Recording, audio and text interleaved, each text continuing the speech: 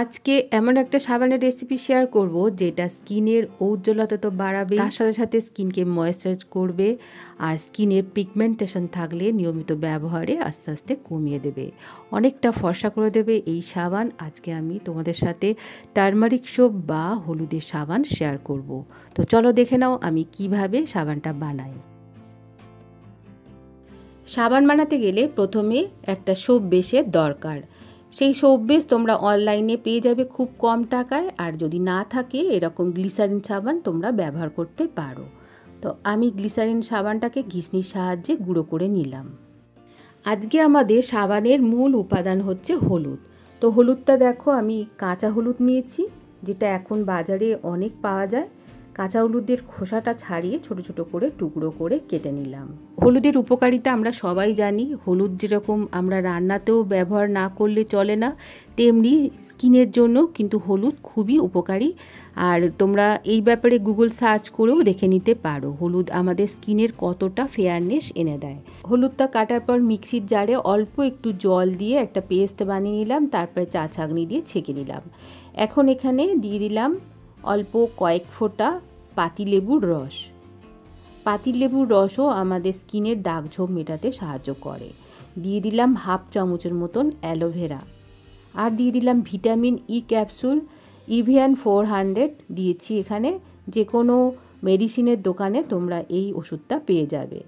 এখানে দুটো দিয়ে দিলাম। আমার চ্যানেলে নানা রকম রেসিপি, স্কিন কেয়ার, সাবান আর ছোটোখাটো ব্লগ শেয়ার করি। তোমাদের যদি ভালো লাগে চ্যানেলটা সাবস্ক্রাইব করো আর বেল আইকনটা প্রেস করে দিও।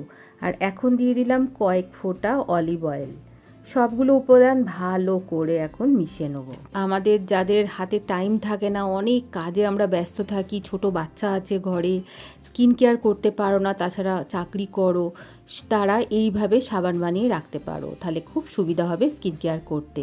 এখন আমি যেটা দেব জাফরান বা কেশর। গ্রসারি বা যে কোনো বড় মুদিখানার শপে তোমরা এইরকম জাফরান পেয়ে যাবে, এরকম একটা ছোট বাক্সের মধ্যে করে পাওয়া যায়।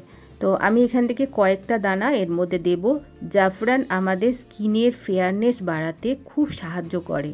তোমরা একবার গুগল সার্চ করে দেখে নেবে যে জাফরানের কতটা গুণ। তো দেখলে আমি এখানে কয়েকটা দানা দিচ্ছি। সবগুলো উপাদান এখন ভালো করে মিশিয়ে নেব। জাফরান বা কেশর সম্পূর্ণ অপশনাল, এটা দিলেও ভালো, না দিলেও কোনো অসুবিধা নেই। মিশ্রণটা সম্পূর্ণভাবে রেডি হয়ে গেল। এখন আগে থেকে যে আমি সাবানের গুঁড়োটা রেডি করে রেখেছিলাম সেটা এখন ডবল বয়েলিং প্রসেসের মাধ্যমে গলাবো, কেননা গ্লিসারিনকে কখনো ডাইরেক্ট আগুনে বসাতে নেই। তো দেখো আগে থেকে আমি একটা পাত্রের মধ্যে জল গরম করতে দিয়েছিলাম। এখন ওই পাত্রটার মধ্যে গ্লিসারিনের পাত্রটা বসিয়ে দিলাম। সাবানটা খুব সহজে গলে গেল। দেখো সাবানটা যখন সম্পূর্ণভাবে গলে যাবে আগে থেকে বানিয়ে রাখা লিকুইডটা দিয়ে দিলাম। দিয়ে দেওয়ার পর ভালো করে মিশিয়ে নিলাম। তো দেখো আমার খুব সুন্দরভাবে মিশে গেছে।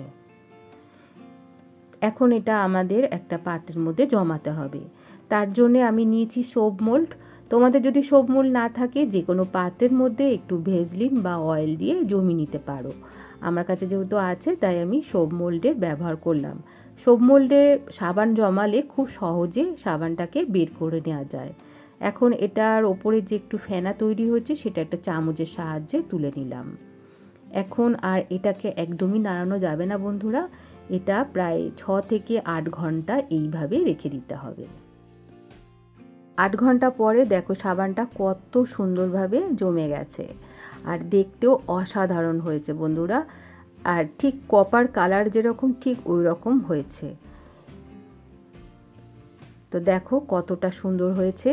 আর যে জাফরান দিয়েছিলাম সেটাও দেখা যাচ্ছে একটু একটু করে। এটা যখন স্কিনে ব্যবহার করবে, নিয়মিত ব্যবহারে স্কিন হয়ে যাবে সত্যি অনেকটা উজ্জ্বল, চোখে পড়ার মতন। এখন আমি তোমাদের সাবানটা ব্যবহার করে দেখাবো কিভাবে ব্যবহার করতে হয়। এটা ফ্রিজে রাখার কোনো দরকার নেই, এটা বাইরেই ভালো থাকবে। সাবানে যে যে উপাদানগুলো আমি ব্যবহার করেছি সেগুলো যদি তোমাদের কোনোটার মধ্যে যদি অ্যালার্জি থাকে তাহলে সেই উপাদানটা তোমরা ব্যবহার করবে না। আমার চ্যানেলের মধ্যে অনেক রকমের সাবানের ভিডিও দেয়া আছে বন্ধুরা, তোমরা যদি দেখতে চাও তাহলে প্লেলিস্ট ফলো করো, দেখতে পারবে নানা রকম সাবানের ভিডিও।